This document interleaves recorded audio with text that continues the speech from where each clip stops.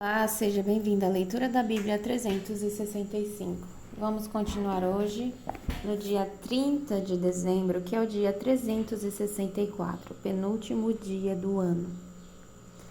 Vamos continuar em Malaquias, iniciar o livro de Malaquias, capítulo 1, versículo 1 até o capítulo 2, versículo 17.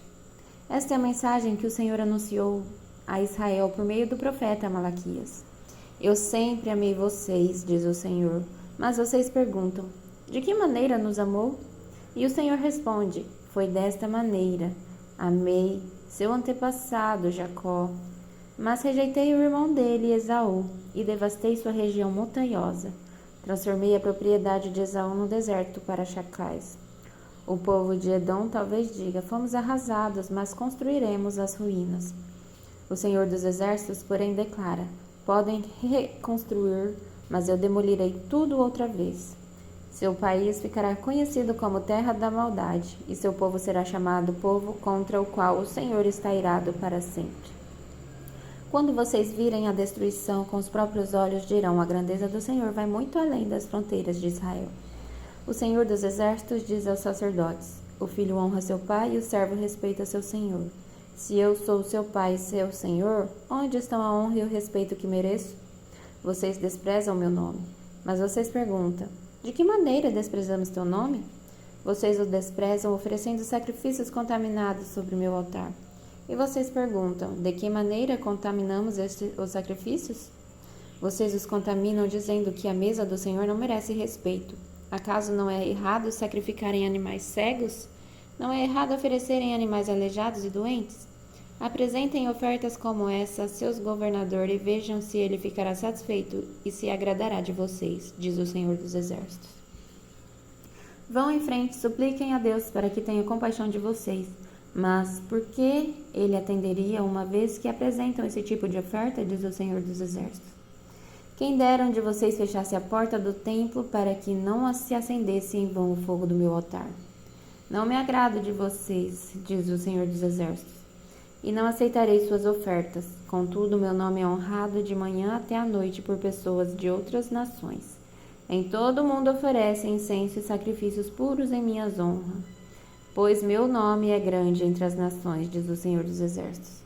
Mas vocês, com suas ações, desonram meu nome. Ao trazer alimentos desprezíveis, declaram que não há nada de errado em contaminar a mesa do Senhor. Dizem, é difícil demais servir ao Senhor e desprezam minhas ordens, diz o Senhor dos Exércitos. Vocês trazem como oferta animais roubados, aleijados e doentes. Acaso devo aceitar de suas mãos esse tipo de oferta? Diz o Senhor. Maldito seja o trapaceiro que promete um carneiro forte de seu rebanho, mas depois sacrifica ao Senhor um animal defeituoso. Pois eu sou o grande rei, diz o Senhor dos Exércitos, e meu nome é temido entre as nações. Ouçam, sacerdotes, este mandamento é para vocês. Escutem-me e decidam honrar meu nome, diz o Senhor dos Exércitos.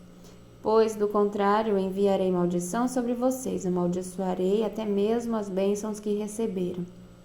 Na verdade, já amaldiçoei, pois vocês não levaram a sério minha advertência. Castigarei seus descendentes, esfregarei em seu rosto o esterco dos sacrifícios que vocês ofereceram em suas festas sagradas, e os lançarei no monte de esterco. Assim, vocês saberão que enviei esse mandamento para que minha aliança com os levitas continue, diz o Senhor do Exército. O propósito de minha aliança com os levitas era dar vida e paz, e foi o que lhes dei. Para isso era necessário que me temessem, e eles demonstraram grande temor por mim e reverência por meu nome. Transmitiram ao povo a verdade das leis que receberam de mim. Não mentiram nem enganaram, andaram comigo vivendo de modo pacífico e justo, e desviaram muitos do pecado.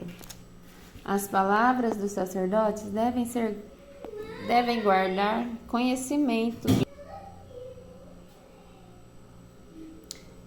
Devem guardar o conhecimento de Deus, e o povo deve buscar o sacerdote para receber instrução, pois ele é mensageiro do Senhor dos Exércitos. Mas vocês, sacerdotes, se desviaram dos caminhos de Deus. Suas instruções fizeram muitos caírem em pecado. Vocês quebraram a aliança que fiz com os levitas, diz o Senhor do Exército. Por isso fiz que vocês fossem desprezados e humilhados diante de todo o povo, pois não me obedeceram, mas mostraram parcialidade na aplicação de minha lei. Não somos filhos do mesmo Pai? Não fomos todos criados pelo mesmo Deus? Então por que traímos uns aos outros e quebramos a aliança de nossos antepassados? Judá foi infiel e uma coisa detestável foi feita em Israel e em Jerusalém. Os homens de Judá contaminaram o santuário que o Senhor ama e, ao se casarem com mulher que adoram deuses estrangeiros. Que o Senhor elimine das casas de Israel até o último homem que fez isso e que ainda assim apresente uma oferta ao Senhor dos Exércitos. A outra coisa que vocês fazem, cobrem de lágrimas o altar do Senhor, choram e gemem porque ele não dá atenção às suas ofertas, nem as aceitam com prazer. E ainda perguntam, por quê? Por que o Senhor foi testemunha dos votos que você e sua esposa fizeram quando jovens?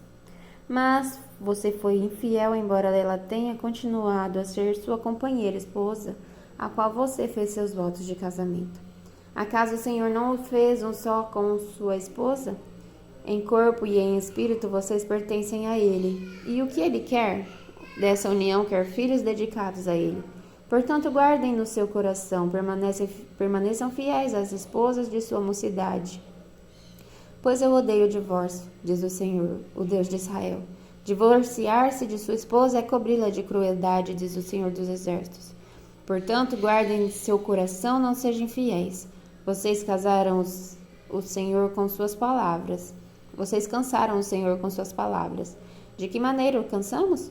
Vocês perguntam. Vocês os cansaram dizendo que todos que praticam o mal são bons aos olhos do Senhor e que Ele se agrada deles, e também ao perguntar, onde está o Deus da justiça? E agora vamos continuar em Apocalipse, capítulo 21, versículo de 1 a 27. Então vi um novo céu e uma nova terra, pois o primeiro céu e a primeira terra já não existiam, e o mar também não mais existia. E vi a cidade santa, Nova Jerusalém, que descia do céu da parte de Deus, como uma noiva belamente vestida para seu marido. Ouvi uma forte voz que vinha do trono e dizia, vejam, o tabernáculo de Deus está no meio do seu povo. Deus habitará com eles, e eles serão seu povo. O próprio Deus estará com eles, lhes enxugará dos olhos todas as lágrimas, e não haverá mais morte, nem tristeza, nem choro, nem dor. Todas essas coisas passaram para sempre. E aquele que estava sentado no trono disse, vejam, faço novas todas as coisas. Em seguida disse, escreva isto, pois o que lhe digo é digno de confiança e verdadeiro. E disse ainda, está terminado, eu sou o alfa e o ômega, o princípio e o fim. A quem tiver sede darei de beber gratuitamente das fontes da água da vida. O vitorioso herdará todas as bênçãos e eu serei seu Deus, e ele será meu filho. Mas os covardes são incrédulos, os corruptos, os assassinos, os sexualmente impuros, que praticam feitiçaria, os adoradores de ídolos e todos os mentirosos estão destinados ao lago de fogo que arde com enxofre. Esta é a segunda morte. Então, um dos 7 anjos que seguravam as 7 taças com as últimas 7 pragas se aproximou e me disse, venha comigo e eu lhe mostrarei a noiva, a esposa do Cordeiro. Ele me levou no espírito até um grande e alto monte e me mostrou a cidade santa, Jerusalém, que descia do céu da parte de Deus.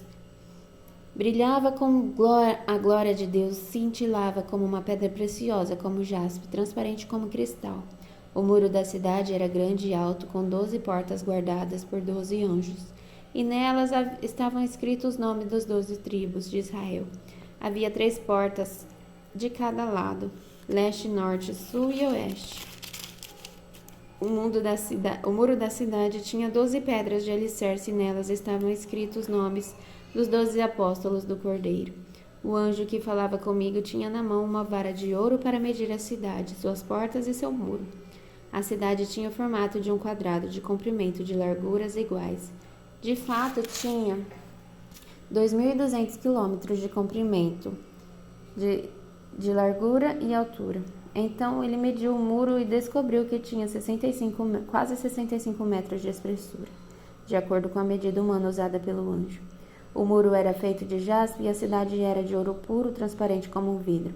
O muro da cidade era construído sobre alicerces ornamentados com 12 pedras preciosas. A primeira com jaspe, a segunda com safira, a terceira com ágata, a quarta com esmeralda, a quinta com ônix, a sexta com cornalina, a sétima com crisólito, a oitava com berilo, a nona com topázio, a 10ª com crisópraso, a 11ª com jacinto e a 12ª com ametista. As 12 portas eram feitas de pérola, cada porta de uma única pérola, e a rua principal era de ouro puro, transparente como vidro. Não vi templo algum na cidade, pois o Senhor, seu Deus, o Todo-Poderoso e o Cordeiro são o seu templo. A cidade não precisa de sol nem de lua, pois a glória de Deus a ilumina, e o Cordeiro é a sua lâmpada. As nações andarão em sua luz, e os reis em toda a sua glória entrarão na cidade. Suas portas nunca se fecharão, pois ali não haverá noite. E todas as nações trarão sua glória e honra à cidade. Nenhum mal terá permissão de entrar, nem pessoa alguma que pratique o que é vergonhoso ou enganoso, mas somente aqueles cujos nomes estão escritos no livro da vida do Cordeiro. E agora vamos continuar em Salmos, capítulo 149, versículos de 1 a 9. Louvado seja o Senhor, cante ao Senhor um cântico novo, cantem louvores a Ele na congregação dos fiéis. Ó Israel, alegre-se em seu Criador. Ó povo de Sião, exulte em seu Rei. Louvem o nome dele com danças, acompanhadas de tamborins e harpas, pois o Senhor tem prazer em seu povo. Ele coroa os humildes com vitória. Alegrem-se os fiéis, porque ele os honra, cantem de alegria em suas camas. Louvores a Deus estejam em seus lábios e uma espada afiada em suas mãos, para se vingarem das nações e castigarem os povos, para prenderem seus reis com algemas e seus líderes com correntes de ferro, para executarem a sentença escrita contra eles. Este é o glorioso privilégio de seus fiéis. Louvado seja o Senhor. E agora em Provérbios, capítulo 31, versículo de 10 a 24. Quem encontrará uma mulher virtuosa? Ela é mais preciosa que rubis. O marido tem plena confiança nela, e ela lhe enriquecerá a vida grandemente. Ela lhe faz bem e não mal todos os dias de sua vida. Ela adquire lã e linho e com alegria trabalha os fios com as mãos.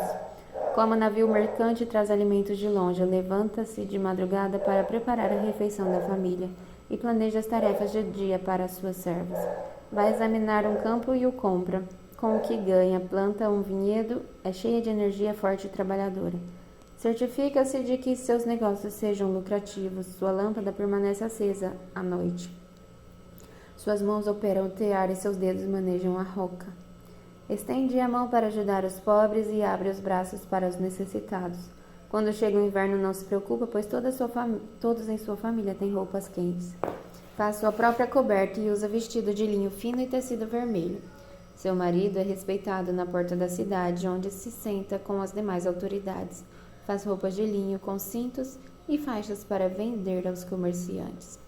Até o último dia do ano.